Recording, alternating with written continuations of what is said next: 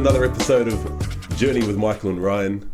Hope you're having a beautiful week and just being your epic self out in the world, and whatever forces that are coming at you in your life, hope you are navigating them with ease and an open heart. Totally, and that's essentially what we're going to be touching on today. Probably a month ago now,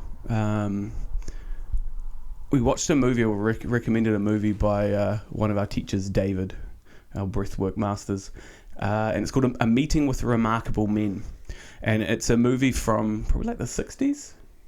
Maybe, I think it's 60s or 70s. 60s, 70s. And it's a movie that sort of goes into mystery. The mystery schools that are in life, the encounters we have with ourselves, the encounters we have with God, the encounters we have on our own sort of personal journeys. And there's a very powerful scene right at the end of the movie where he's having an interaction with essentially God, and they touch on an idea about him having to go back into the world and essentially face the heaviness of the world, yet keeping an open heart. And the movie ends with him taking like a breath in and out, and just like feeling the sort of heaviness and the weight of that mission. And we've all got that weight of the mission. Whatever your life is, whatever you're creating, whatever it is that you're doing, you're always going to come up against challenges, forces, whatever you want to, hurdles, whatever you want to call them, right? And it's just, how prepped are you to navigate them? The bigger your mission for life, the bigger the challenge, and all of that. Ultimately, like the hero's journey, I guess, as well, which is coming through. So,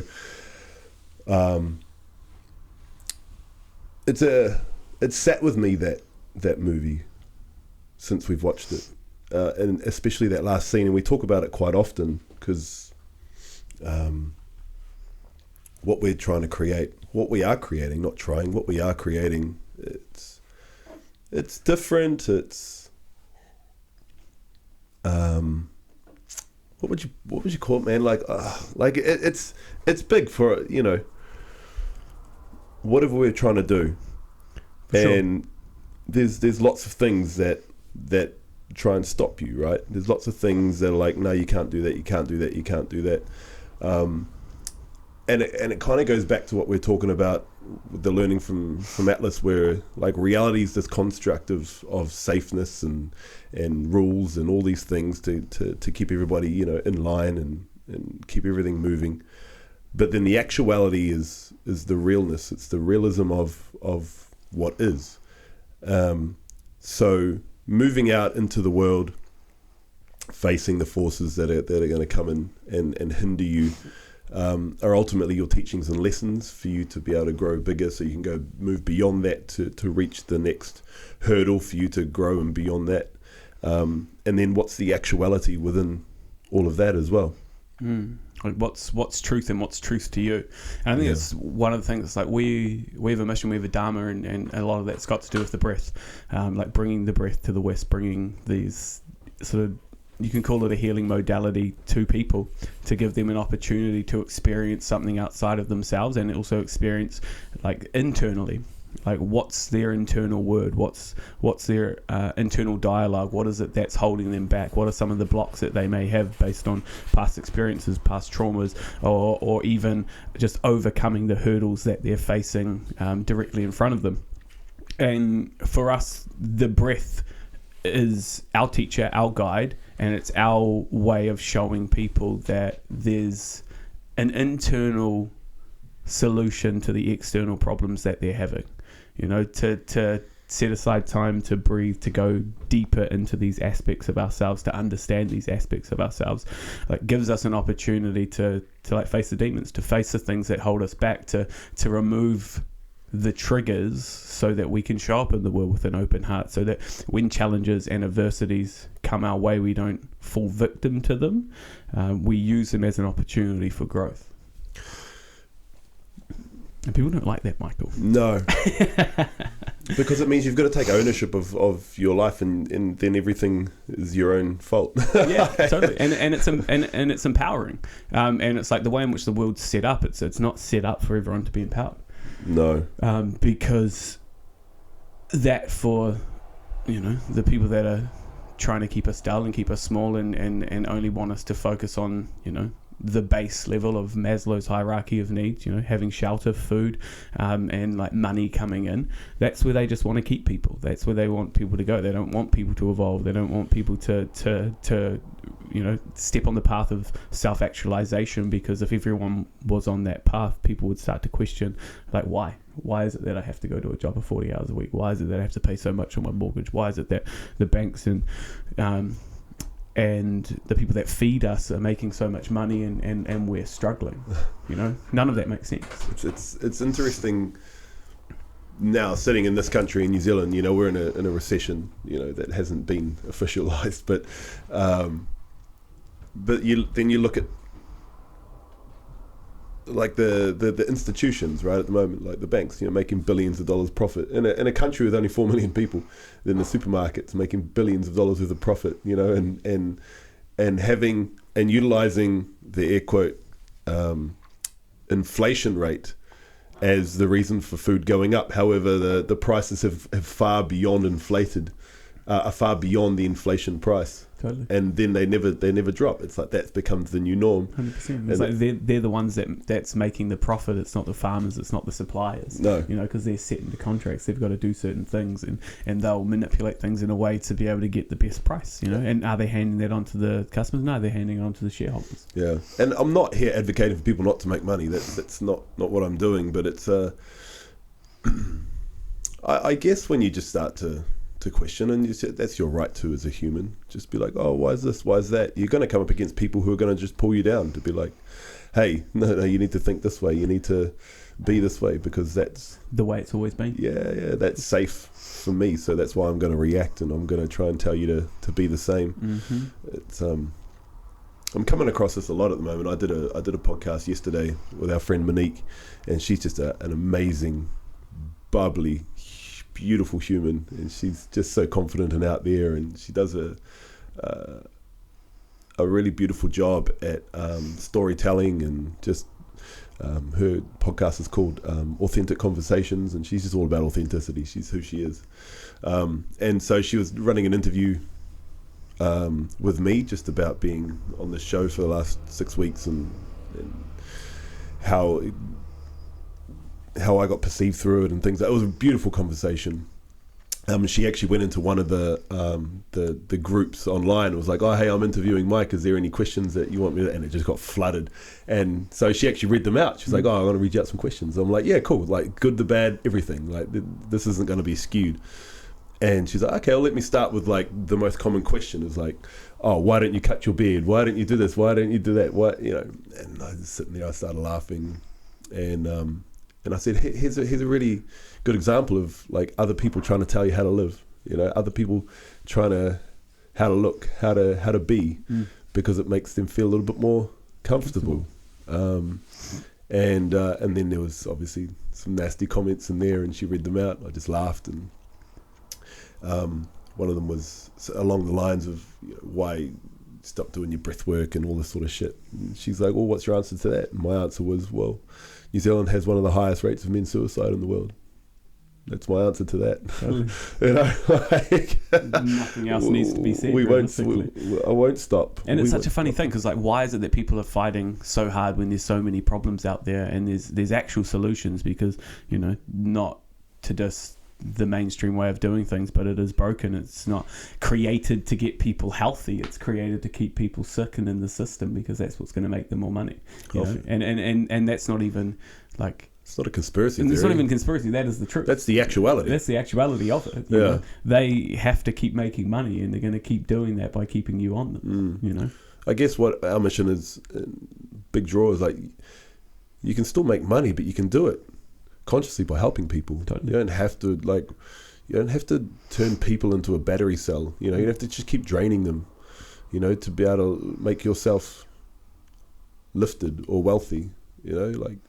Jordan Peterson talks about it well. He says, the fastest way to get the world into a more more environmental state is to actually make people more wealthy. Mm-hmm. Make them more educated, because then you're not having to, maybe you grow up in a country and you don't have your Maslow's needs met. You're having to constantly find shelter and find food, and you're burning whatever you can burn for heat because you can't afford power or energy or anything like that. So if you educated people and you made them wealthier, then they have the room to be able to come up with new ideas and new ways of living in a more sustainable way. So when anyone doing anything different is always going to come up against the heaviness. 100%. And it's just like, I don't know whether it's people's fear that holds them back, or it's their need to be right. But I mean, there's a beautiful, like another example of it when we held that breathwork session the other day. Like, we guided 30 men through a transformative breathwork session, and all of them left there like in awe.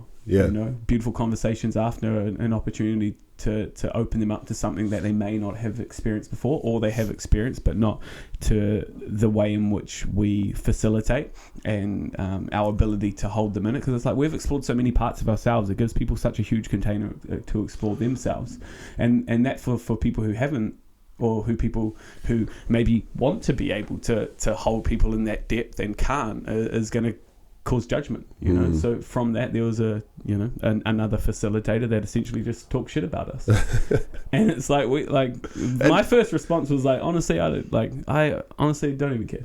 Yeah. Don't care. There's nothing inside me that needs to prove this person right, wrong, or otherwise.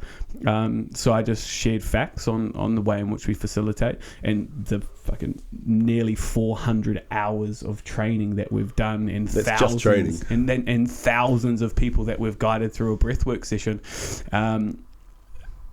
So it's like interesting when you're met with these moments, but then it took me back to that point of being like, no, just meet this person with an open heart. Totally. Because this is just a test for where you're at. If you were to get reactive and be like, fuck this guy, blah blah blah, it's just like, no, well, that's the level that they want to drag you down to. That's the level that people want you to be at, and if you can rise above it, then it's their choice how they react and respond. Yeah. And it's not even them doing it nastily either. No, they're just doing for what they know, what they feel is right in their own world, their operating system. But yeah, he wasn't, like, he was the one out of all 30, he was the only one that didn't actually participate in it properly. Totally. Yeah. Hey, like, knew better. Yeah, for sure. It's like, no, have the experience. Totally. Like, take the ego off. 100%. Like, drop out of it. 100%. It's like, cool, you obviously you facilitate your way, and whatever you do, it's okay. But this is where like, people can get so dogmatic about my way's the only way, my way's the right way. Like, no, don't get trapped. Don't get trapped in dogma, because that just limits your own ability. Imagine if everyone was open to an experience. Like, yes, you may have perceived it in a different way, but you're instantly just shutting down your own personal growth because you're not open to the experience that's in front of you. It's like when we go sit with other facilitators, it's like, even when we went to that Ben Warren event, and it was all about like meditation and like heart opening, it's like if there was resistance in you to drop in, then that you would never take a lesson away from it. And the beautiful thing from that session was like, just reminded me the importance of the simplicity of the breath, and to sit with that. And it's like, oh, beautiful, I'm going to take this as a reminder. Like, okay, cool, this is where I'm at, this is what I needed to take away from that experience, and I'll do with it as I'm at. Yeah, it is funny. And like the people closest to you, and family, and your older friends that you've grown up with and things like that, they'll inherently try and keep you in the same place, because that's the known, that's the norm. To be any different means that they have to change. And it's just the change in itself, I think, is just super hard for people. It's confronting. Because some people can't do it. We spoke about it on the podcast a few lessons ago when we were talking about the psychology of evolution of man, and they were talking about that way that nature's only going to take you so far, and some people will only ever go as far as nature can take them, because they don't have the ability, the want, the desire. This may not be their lifetime to merely go any deeper. And then for like, from our perspective, it's like, that's cool. Like, that's not your journey. This is not your journey. Like, that's okay. It's not our responsibility to force you or take you any deeper. But then the ones that are willing to show up, the ones that do show willingness, we're like, let's go. Come along for the fucking ride. How deep you want to go? Yeah, it's really up to you. Like, you build your willingness to do whatever you want to do. It's like starting a new job or starting a new sport or like whatever you want to do. You're going to be a fucking fool to begin with because you don't know. When you first started walking, you didn't trip a few times and think, well, do you know what? That's not really for me. I think I'll just crawl for the rest of my life. For sure. You know, we have this in us. It's born into us. We just forget about it. Totally. And so if you can just curate the tenacity, you know, one of those original YouTube self-help talkers, what was his name? Was it Les Brown? You know, he'd be like, you want to what was his line? It was, if you want success as much as you want to breathe, then you will be successful, you know? Like, it's like one of those lines. So the formula's in there. It's like, if you want anything as bad as you want to breathe, it's, you will get it. The consistency will get you there. Totally. But yeah, the hurdles and challenges that are facing doing things, and anything that you're going to do are always going to be the world forces. And if you're starting to do things in a little bit of a skewed way, then you're going to come up against a lot more as well. Yeah, and then you've got the social media out right now too. Well, not right now. I mean, that's just been embedded into our thing. You privied me to a beautiful podcast episode by Eric Godsey called The Shimmer. And he's just a super intelligent human being and really, really articulated it quite well. And the shimmer is, not to minimize it, but it's ultimately the internet, you know, like it's this extraterrestrial being that has invaded our world. If you want to kind of put a sci-fi spin on it, but how to move in from being a consumer into the artist. Yeah. And this is really what's being sitting with me. I know I've spoken about it on here the last little while. I'm percolating on like, what does it look like? And it's really starting to kind of land a little bit more about what it is that I want to be, because it can be anything that it wants it to be. You know, it's just humans have a negative bias to move into that realm. So it becomes separation. It becomes pointing. It becomes I'm right, you're wrong. And really stepping away from being the consumer and wanting to more into the artistry of adding that into the shimmer of the collective, of the messaging of that's the Dharma. 100%. And it's like that shimmer is evolving. Yeah. And it evolves based on what we're putting into it. And when you have a look and when you get caught in the algorithm, you know, a lot of people aren't putting a lot of good into it, you know. There's a lot of nonsense out there. There's a lot of like fast moving entertainment. There's a lot of like pornography or negative bias, or, you know, religion in a controlling way, or politics in a controlling way, or even education in a controlling way. I mean, you look at the zealots out there when it comes to the different forms of dieting and the confusion that they create around it, and it's like normal people are just getting consumed by it, because they don't have the awareness that they are the consumer. And this thing is only being created to sell you ads. Like, that's it. There's no other reason it's been created. It hasn't been created for your entertainment. It's been created so that Meta, X, you know, Google, Snapchat, Google can make money, you know, and they make money through selling ads. They make money through your attention. And if you can't even grasp that concept, then you're just going to be a consumer all of the time. But when you can find what your art is and then approach it in that way, then you're not looking for likes or follows or the money that's going to come through it. You're just seeing it as a way of like, okay, how can I add a piece to the shimmer to try to disrupt the algorithm, to try to disrupt the consumption and the negative bias that's out there. It's a cool way to look at it. Definitely. I mean, I haven't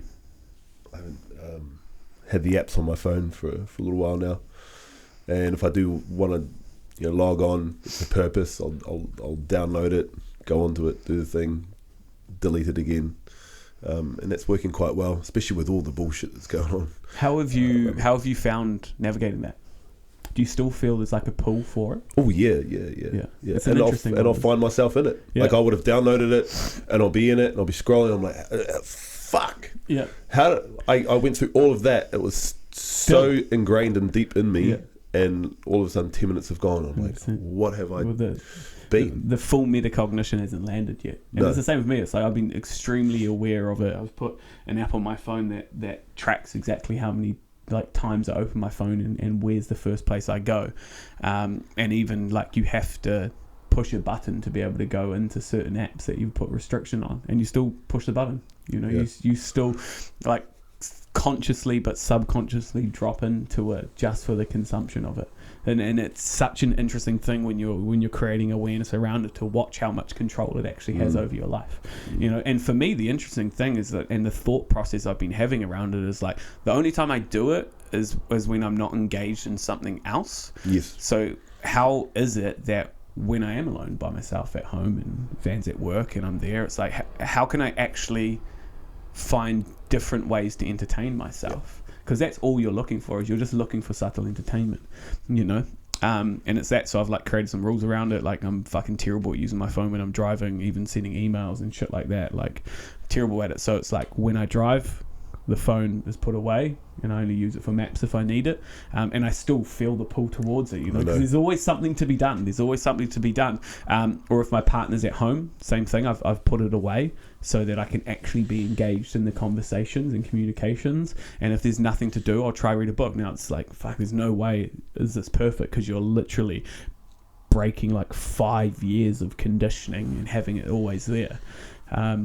But it's for me, I see it as probably one of the most important aspects of myself to work on at the moment. It's to break that connection to it. I think for me as well, it was just really coming to the conclusion that I'm a full-blown addict, on it, a deep addiction to it. Totally. And then, going through a couple of the tasks that Eric said about, just getting some awareness first on your use, and then the actual seeing the part of yourself that is totally out of control, that you don't even, that you've developed with your deep self, that will just move your body into doing it and move you out of consciousness into just then consuming all of the material on there.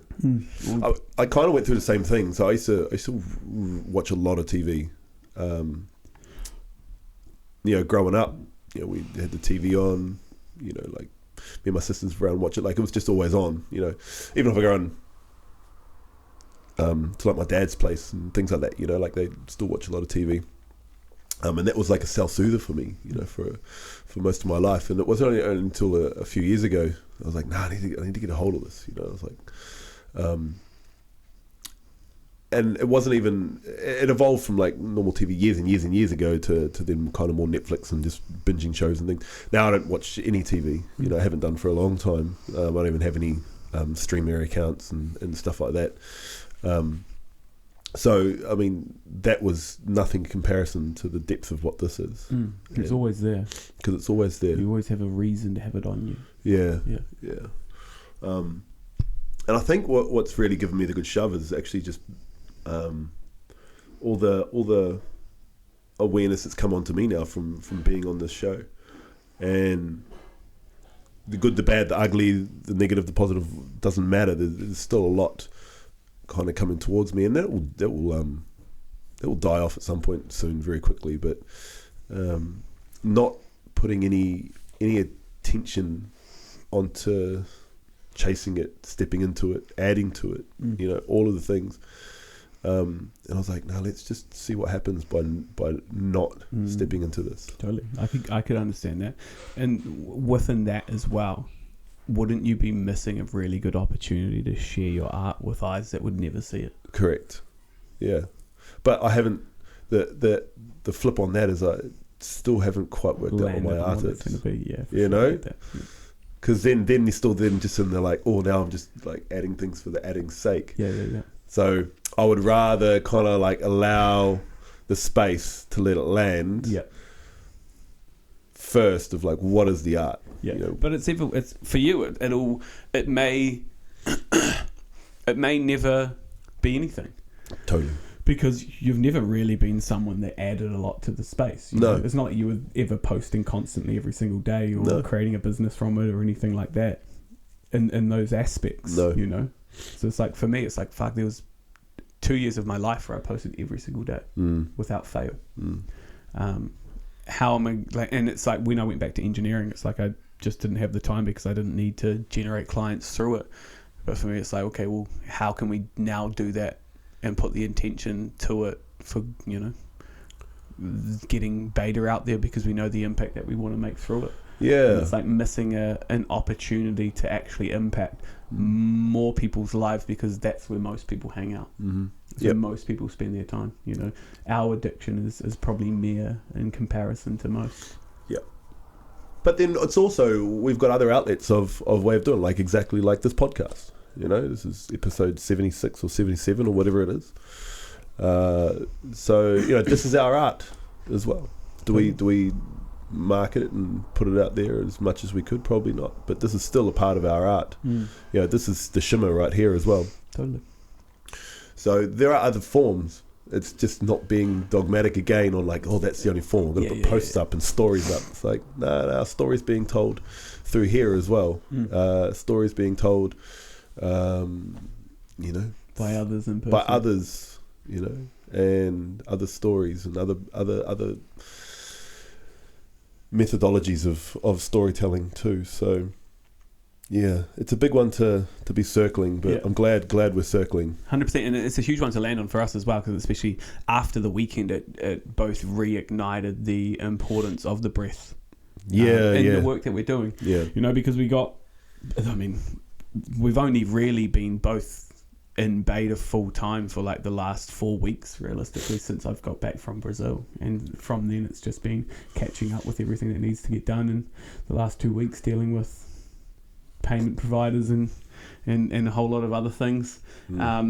But like going into that breathwork session on the weekend and guiding 30 people through the breath and remembering the Dharma, remembering that is our art as well. It's like, how can we add more of that into the way in which we're doing things? So we're looking at it like, how can we connect with other communities? How can we have this opportunity where we're traveling all around New Zealand. How are we going to tie the breath into that? How are we going to connect with other people that are doing epic things, and how can we support them and the people and their community? Yeah, it's just reignited the mission. It's reignited the vision of life. Reignited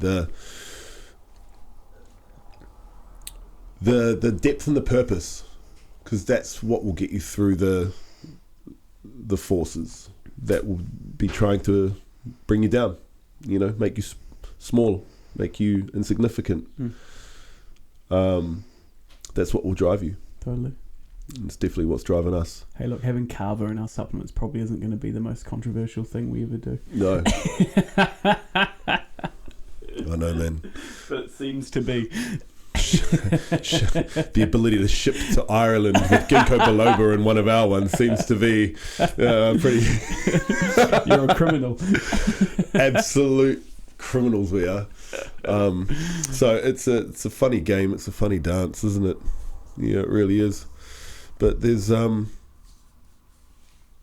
lots going on, you know, in everyone's life, and it's just biggest lesson and constant implementation that I find is just doing it with an open heart. Like, again, I'll go back to that podcast yesterday where I could have ripped shreds off people who have just been ripping shreds in the media on me. Could have gone there and been like, right, I'm finally going to say something. Fuck you, you know. But I didn't, you know. No, because there's nothing to gain from it. You know, there really is nothing to gain from it. And it's like, that's not who we are. There's no need, you know. Let them be low. Let them play their game. Let them, you know. I agree. Not choosing to take the high road because better, but just choosing to take the high road because that's the only road. Yeah. Otherwise, you've just become them. Yeah, totally. They've won.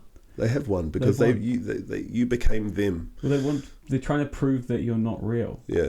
Trying to prove. But even that concept is so odd. Like So one of the odd. questions that Monique asked, she's like, why are you so fake and such a phony? And I'm like, what does that even mean? Like, how it's such a low-hanging fruit to stand and point at someone and label them something. Yeah. Like, no one knows what your inner world is. Like, I don't contend to think I understand about anyone else's world except mine. I barely fucking have an idea of my own world, like, and so such low-hanging labels like, oh, you're a fake, you're a phony, you're this, like, it's so interesting to me that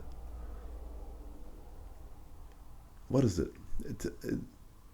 It's like, I feel sorry for you if that's the way that you have to try and Prove your worth.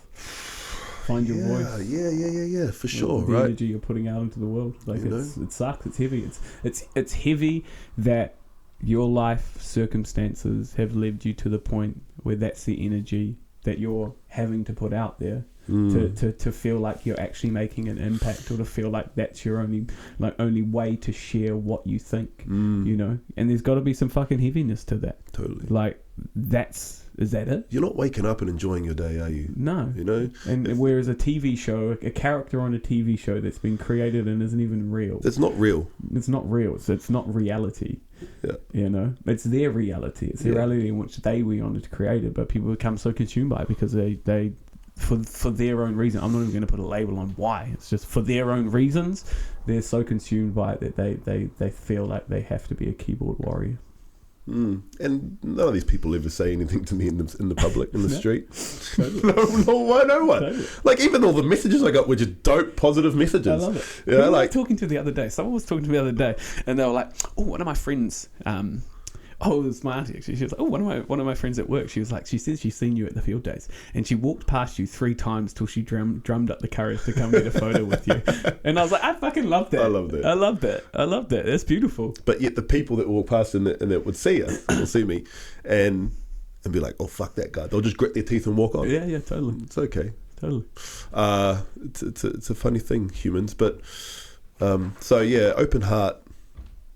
That's huge for me right now. Is just giving love to the people that are giving me hate. It's really interesting. But what's coming out of that is just giving more zero fucks. Like, I really doesn't, because your opinion of my life, of who I am, does not. There's a heaviness to it because it's a negative vibration. So there's a heaviness to it especially when it's a lot.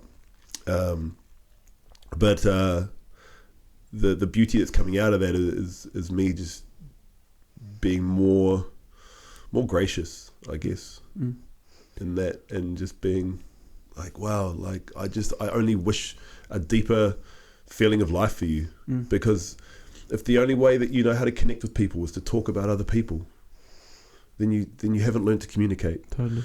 If the only way that you can have a little smile on your face is to point your finger at somebody you don't know who has a big beard, and you tell them to cut the beard off, and it makes you feel better about yourself. I truly wish more for you. I truly do, because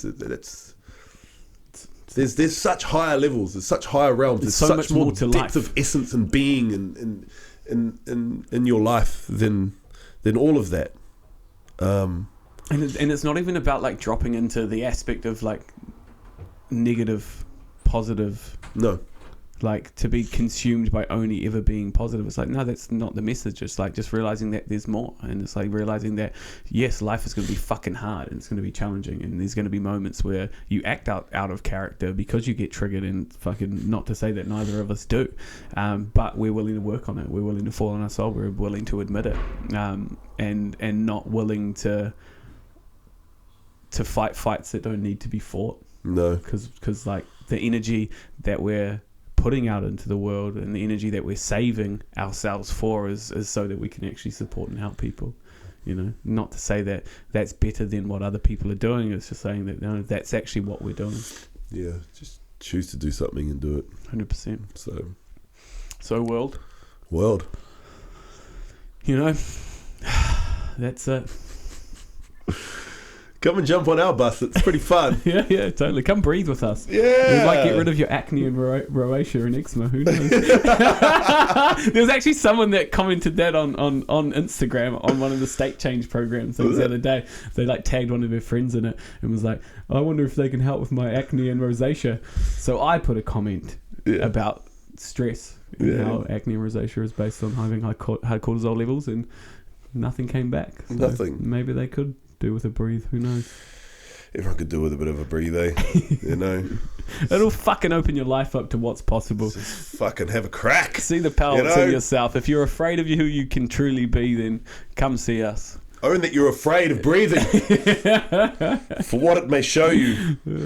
So, hey, look, we've got a whole bunch coming up around the country. So just keep an eye out on our socials. We'll be putting them up there. And if you're at one of the many thousands of people that we're going to meet over the next 6 months as we're on the road too, just come in and say hi. I don't mind taking a photo or whatever. Fuck, I don't care. You want to come and tell me I'm a cunt? I don't care either. It's all good. But at least you had some fucking nuts to say it. Maybe then we'll all have a laugh at it because of the absurdity of it. What, mate? I am a fucking cunt. So, not today. But can be. I can be as well. Look, I can be just as nice, or I can be just as an asshole. The full spectrum, as we all are, right? So, hey, I think it's enough waffling for today, but the message is there. Totally. If you're going to do some shit, it's going to be hard. Totally. And it's going to bring you down. You're going to feel like shit sometimes. It's going to get you sick. Just try and keep your heart open. Have some people around you. Share when you. For me, that's the point where I'm like, okay, here's something. What I've really dropped into in the last couple of days is just how much more blocked I am when I don't share. Yeah, like the last week when I've been really sick, I've just been sleeping and I haven't been able to voice and verbalize and talk, with people just because I've just been really down and out. But really, that's taken the kettle off the stove for me. It's just being like, when you came in yesterday, I'm like, look, just sit down. I just need a few minutes. All I just got to do is just talk. And then that just starts the open effect of being like, okay, cool. Yeah. That started to flow. Yeah. And I think that is for most people as well. It's just whether or not people have the courage to honour that. And it takes courage. For sure. It's hard to be vulnerable. Yeah, it's it. But it's a choice we all have. It is. All right, beautiful people. We love you. We love you. We'll see you next week. Sure.